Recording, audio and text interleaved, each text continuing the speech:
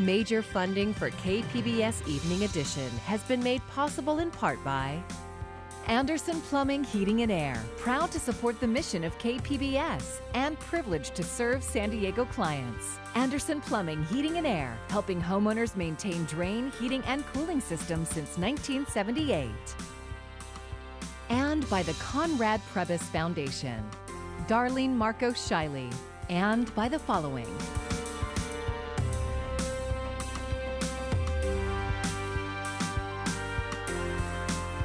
And by viewers like you. Thank you.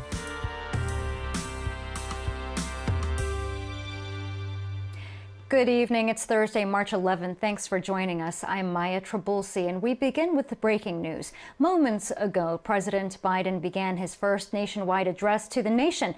In it, he laid out his next steps in how to deal with the pandemic going forward. He kicked off the day, though, signing into law the historic $1.9 trillion COVID relief bill. He says it will help those Americans struggling and eventually get our economy rolling again. KPBS reporter John Carroll is live in the newsroom with more on the bill and the president's address. John? Maya, the president was originally supposed to sign the bill tomorrow, but the administration says they are keenly aware that millions of Americans are hurting, and they need that $1,400 check as soon as possible. Earlier today, Press Secretary Jen Psaki said Americans can expect to start seeing the money roll into their accounts by this weekend. In addition to that money, Mr. Biden made news tonight when it comes to getting vaccines into the arms of every American who wants one. Now, because all the work we've done, we'll have enough vaccine supply for all adults in America by the end of May. That's months ahead of schedule. And we're mobilizing thousands of vaccinators to put the vaccine in one's arm, calling active duty military, FEMA, retired doctors and nurses, administrators, and those to administer the shots. The administration plans to have a website up and running by May 1st to assist Americans in finding out where vaccines are available. And Maya, tonight is just the beginning of a major weeks-long push by the administration to sell the stimulus bill to the American people. The president said if the majority of Americans are vaccinated over the next couple of months and people continue to wear masks, practice physical distancing, and wash their hands, he said we should be able to be back to the point where we can, in small groups, enjoy something resembling a normal 4th of July, Maya. Yeah, John, and in the speech, the president didn't really venture beyond talking about the legislation, but they've got some major legislative goals they're going to be rolling out here in the near future. They certainly do. The administration has signaled that they're going to be pushing for a major effort to rebuild the nation's infrastructure. And like this COVID relief bill, that will also be very expensive, but it would also lead to the creation of a lot of jobs and yet more money pumped into the economy, Maya. Something the nation so deeply needs. Thank you so much, John. Governor Newsom says the massive new federal coronavirus relief bill will pump more than $150 billion into the state's economy. Nearly half of that money will go to the $1,400 checks and expanded unemployment benefits. Another $26 billion to the state government. About $16 billion will go to local governments. That funding will be split between cities and counties. Sandag's chief economist Ray Major says the direct payments are especially important to low-income families. This type of money really allows people to not only continue to pay their rent and to be able to feed their families, but it also gives people a sense of security that the economy is doing okay. Newsom will announce his plans for the state's portion of the money in mid-May. Legislative leaders want it to go toward helping people and small businesses. California is loosening restrictions on businesses that serve alcohol but not meals, as well as summer camps. Starting on Saturday, breweries, wineries, and distilleries are allowed to open outdoors in the purple and red tiers. They'll be allowed to operate indoors with reduced capacity in the orange and yellow tiers. Bars are still closed in the two most restrictive tiers, but will be allowed to open outdoors in the orange and indoors in the yellow. And beginning June 1st, sleepaway camps will be allowed to resume in all but the purple tier.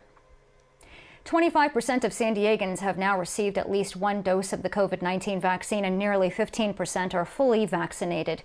KPBS reporter Jacob Ayer looks into who is getting the shots and how they are getting them. The county has a total of nearly 30 vaccination points of dispensing, or pods, and superstations to administer COVID-19 vaccines. Overall, the region has put over 1.12 million doses of COVID-19 vaccines into the arms of San Diegans. County Supervisor Nathan Fletcher said the region continues to remain at the top of the state in the number of vaccinations administered. Almost 25% of San Diegans have received at least one dose and one shot, but there are shortages, and the bulk of what is being honored right now are second dose appointments. We honor those first, and then with what's left, we make first dose appointments available. After prioritizing 20% of the county's vaccine doses for teachers in late February, Fletcher sent out a tweet earlier today saying, "We have now offered a first dose vaccine to all our teachers and school staff in San Diego County." Retail pharmacies continue offering COVID-19 vaccine appointments that can be booked online as part of the federal retail pharmacy program. And at this point, our goal is to expand. We are ready as a company to deliver 20 to 25 million shots a month across our company,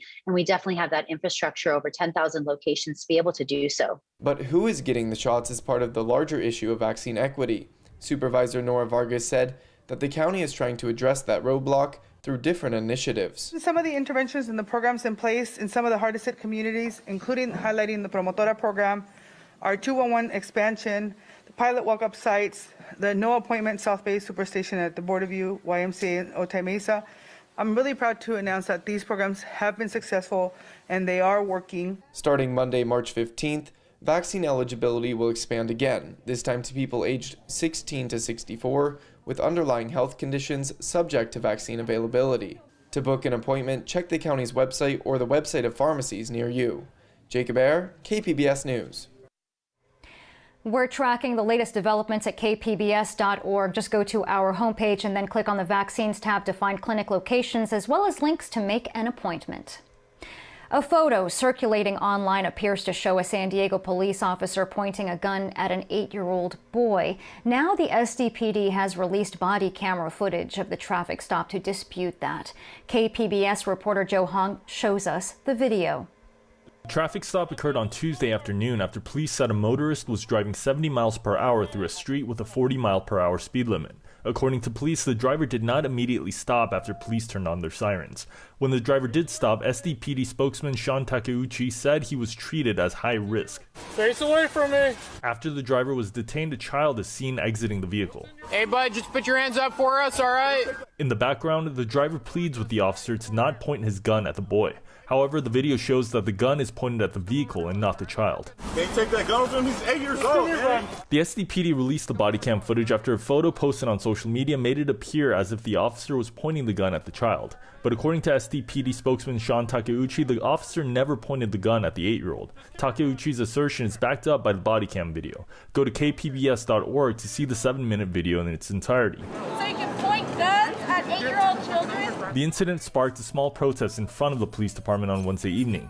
Those attending demanded to know why officers pointed their weapons towards the child. San Diego City Councilwoman Monica Montgomery Stepp is calling on the SDPD to review how children are treated at traffic stops. In a written statement issued on Wednesday, Montgomery Stepp said, "As we work to reimagine public safety in our city, we must normalize honestly acknowledging when trauma has been inflicted on our residents, which further erodes the fabric of trust within our communities of color."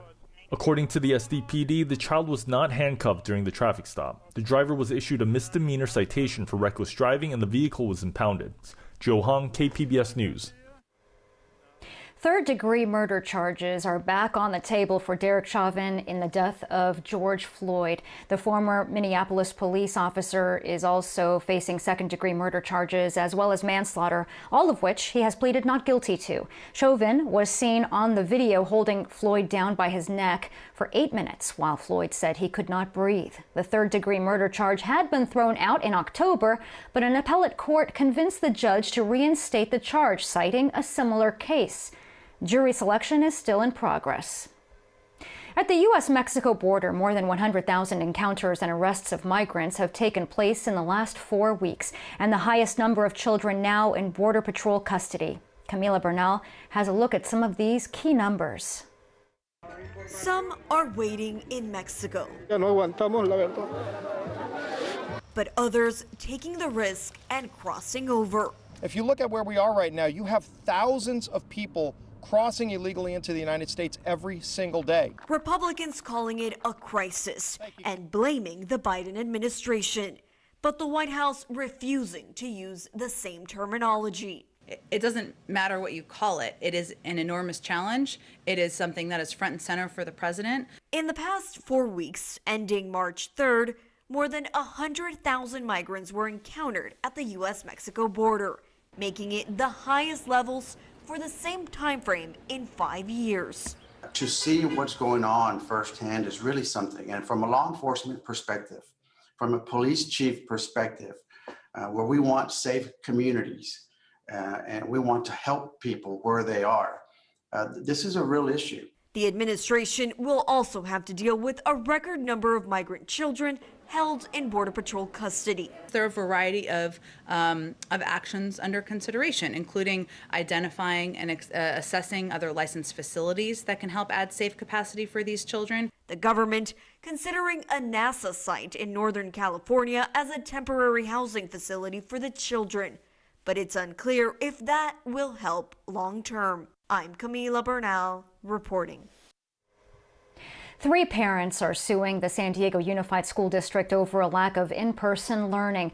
The district has offered on-campus learning labs to underprivileged and special needs students, but the suit alleges some amount of in-person instruction must be offered to all students under state law. It also claims disadvantaged students haven't been provided the same access to distance learning.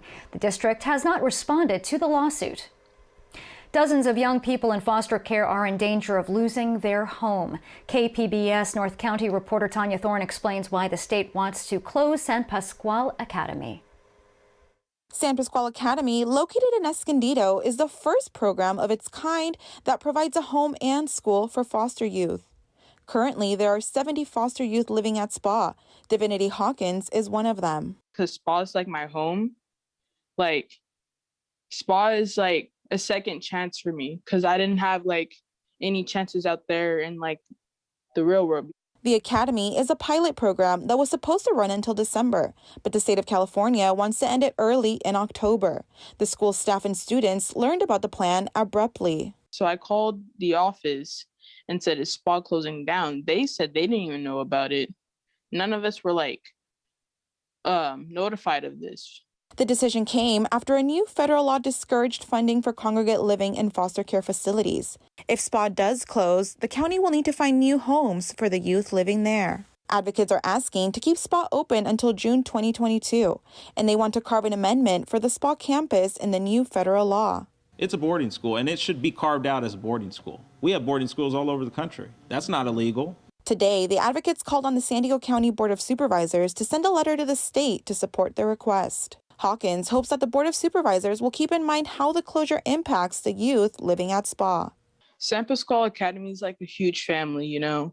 We connect, we create bonds here, you know. And when you take those bonds away, it's just too much. The Board of Supervisors is expected to consider the letter next week. Tanya Thorne, KPBS News. With the snow in our mountains comes the crowds, and neighbors in Mount Laguna are asking visitors to be prepared. The area got 12 inches of snow this morning and more is expected. Snow plows were busy clearing a path for drivers. Cars lined up along Sunrise Highway as visitors stopped for a snow day. A reminder, if you're planning to make your way up the mountain, chains are required and so is your patience.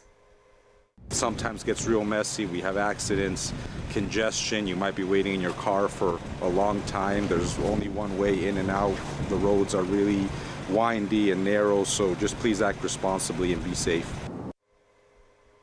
It looks like the snow in the mountains and the rain down here could be sticking around for another day. Here's meteorologist Melissa Constanzer.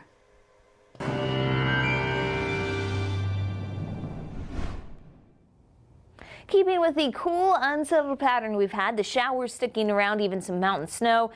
The good news is we do get a quieter weekend out of the deal, so we have to keep the dreary weather around as this slow-moving low-pressure system eventually works its way off towards the east. But until then, we are going to be talking about more mountain snow, which is why there are winter storm warnings in place through some of the high elevations where they could pick up more than 3 inches of snow in a couple of spots, some places even as much as 10 to 15 inches for the highest elevations in Southern California here. So we've got the cool air in place, still the showers overnight, 48 the low for San Diego with the chance for rain. You can see some of the showery weather continuing to work its way in through the evening hours here. Still some moisture, still the mountain snow showers, so that's going to continue to develop accumulating snow. Heavy rain possible overnight, even into early tomorrow morning, where the low is just starting to work its way east through California and into Nevada and Arizona. As it does this, you guessed it, more clouds, more showers for us for tomorrow. So tomorrow, we keep the rain in Oceanside and Chula Vista, temperatures in the 50s, 30 in Mount Laguna with some of those snow showers. Now, you'll notice off towards the east, it's not quite as active of a time, but we still have moisture out there through much of Friday with the chance for rain and snow showers, depending on where you are as far as elevation. Once we get into late Friday night, early Saturday morning, we see some of the last bits of moisture working its way on in. We'll keep a lot of the cloud cover, I think, through early Saturday. But Saturday, drier air is working its way on in behind the storm system, which is moving off towards the east. So eventually, with time, we dry out through Saturday afternoon with more sunshine. But until then, it's going to be a bit of a slow go here with us. The chance for rain on Friday, temperatures in the upper 50s. We climb back to the 60s, though, for the weekend towards the coast, and even the mid-60s for the inland locations by the time we close out the weekend. So there's milder air to come. We just have to get through the stormy pattern first, which does keep the chance for snow showers in the mountains. Keep in mind, travel will be impacted there. And for the deserts, we'll even have at least some showers out there. For KPBS News, I'm meteorologist Melissa Constanzer. The rain and snow is needed after a mostly dry winter, but it created some challenging conditions for our neighbors up north.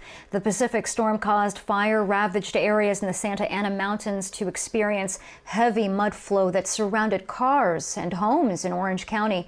Residents helped dig through the mudslides. Unfortunately, my renter next door, his car is buried in the mud. So it's all got to be done by hand, and you shove that shovel in, it's like rock. It's all rock and mud. So a lot of work. There were no injuries reported, but with continued rain, the Orange County Sheriff's Department ordered evacuations in Silverado Canyon, as well as 2 other canyons. Not everyone is on board with Governor Newsom's plan to centralize the state's COVID-19 vaccine delivery system. As Chris Nguyen reports, Santa Clara officials are refusing to sign a contract that would give insurer Blue Shield control over distribution.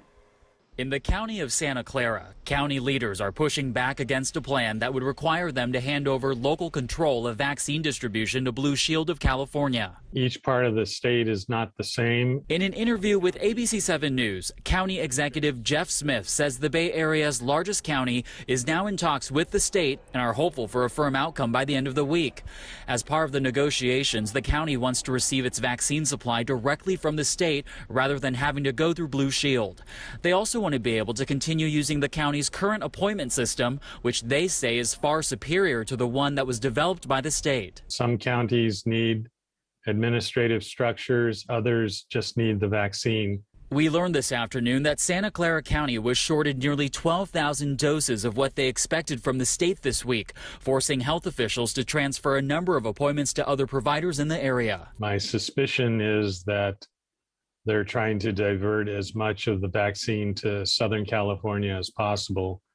And that's not something that we think is acceptable. That's because the state recently announced that 40% of vaccines would be set aside for low-income communities based on the Healthy Places Index, the majority of whom are in the South. But despite the backlash to the governor's plan for Blue Shield to take over vaccine distribution, some say the public-private partnership makes sense. They understand the dynamics of working with all of these different stakeholders in the healthcare system, be it big health systems like Kaiser Permanente, Stanford, UCLA, USC, those groups throughout the state, as well as the pharmacies. So far, the California Department of Public Health says dozens of providers who oversee more than 1,000 vaccination sites across the state have already signed on to work with Blue Shield.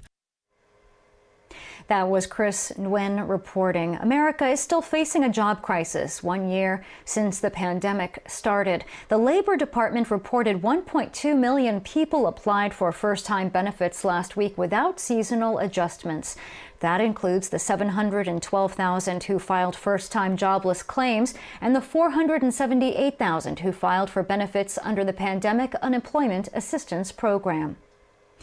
Today, the Metropolitan Transit System Board voted to bring back free bus and trolley transfers. KPBS Metro reporter Andrew Bowen says it's part of a fare system overhaul coming this summer. MTS board members unanimously approved the new fare system, called Pronto, which includes a pay-as-you-go function. That ensures passengers never pay more than the cost of a daily or monthly pass, even if they pay their bus and trolley fares with one-way tickets. The board also voted to lower one-way youth fares from $2.50 to $1.25. Carolina Martinez of the Environmental Health Coalition says those moves bring justice to public transit. Access to an affordable and frequent transit system is essential to our communities. A decrease to youth fares and no transfer costs is in line with a much-needed long-term strategy to protect environmental justice communities and rebuild ridership and the region's economy. Earlier, MTS had considered raising fares to pay for the system upgrades, but the board ultimately decided to use federal transit subsidies included in the COVID-19 relief bills. San Diego City Council member and MTS board member Vivian Moreno says fare increases would have hurt ridership, which is already suffering due to the pandemic. I think for the next couple of years, we're going to be depending more than usual on subsidy funding from the federal government to balance our budget. And in this context, it makes more sense to do whatever we can within reason to boost our ridership closer to pre-pandemic levels while we have this cushion of federal funding. If approved by the Regional Transit Planning Agency, SANDAG, the fare changes will take effect with the new fare system launch this summer. Andrew Bowen, KPBS News. East Village just got a little bit greener. Today, San Diego Mayor Todd Gloria celebrated the opening of the first block of the 14th Street Greenway project. 1 traffic lane and 8 parking spaces were removed to create the green space, which includes more than 200 plants and improved LED lighting. Historical images of the neighborhood and artifacts also line the block, encouraging people walking by to stop and take it all in. And it helps meet our city's climate action plan goals, as well as the goals of our downtown mobility plan. This project is the first of 6 interconnected greenways that will be located along 14th Street and extend 11 city blocks from C Street to Commercial Street. The project costs just over $2 million. The first phase was funded by a SANDAG grant, as well as fees paid by developers. A recent city report says San Diego would need to spend $264 million over the next 5 years to fix and upgrade streetlights. As iNewsSource investigative reporter Mary Plummer explains, it's money the city doesn't have, and some residents are not happy. Sunset Cliffs is home to one of the best views in the county. Each evening, people flock to the coastline to watch the sun dip below the Pacific Ocean. But residents and visitors say repairs are needed along a busy stretch of road that has multiple streetlights out. Here's Point Loma resident Fatima Raznik. There have been a few nights when my husband and I have come and walked, and we did notice how much darker it is, and that there are fewer streetlights. Across the city, about 8% of the city's 54,000 streetlights have open fix-it requests. There's not an easy solution. The streetlights are aging and tough to fix, and expensive, says San Diego Council member Joe LaCava. This is just one element of the infrastructure picture in our city that really has some very daunting numbers. We spoke to residents who say they've been reporting broken lights for several months with no help from the city. LaCava says the council will try to find new revenue sources to fix city infrastructure problems, but even with a tax increase, it won't be enough to cover the full cost. For KPBS, I'm iNewsSource investigative reporter Mary Plummer. iNewsSource is an independently funded nonprofit partner of KPBS. I'm Judy Woodruff. Tonight on the NewsHour, President Biden signed the historic COVID economic relief bill into law. Coming up at 7 after Evening Edition on KPBS. March 19th marks 1 year since Californians were ordered to stay at home to combat the spread of COVID-19. In our series, Pandemic Life 1 Year On, KPBS takes a look at the impact of the virus on our communities and where we go from here. Our week-long coverage begins Monday, March 15th on KPBS Radio, TV, and kpbs.org. Snow falling at Big Bear Lake isn't stopping a pair of bald eagles from tending their nest. Friends of Big Bear Valley operates a webcam near the nest in a pine tree that's 145 feet in the air. Just this morning, the male eagle returned, and moments later, the female flew away, leaving the male to watch the 2 eggs. The eggs are expected to hatch this month. And you can find tonight's stories on our website, kpbs.org. Thanks for joining us. I'm Maya Trabulsi. Have a great evening. Major funding for KPBS Evening Edition has been made possible in part by Anderson Plumbing, Heating and Air, proud to support the mission of KPBS and privileged to serve San Diego clients. Anderson Plumbing, Heating and Air, helping homeowners maintain drain, heating, and cooling systems since 1978.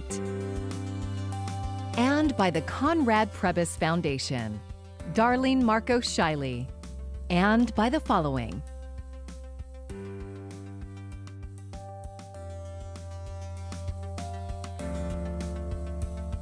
And by viewers like you. Thank you.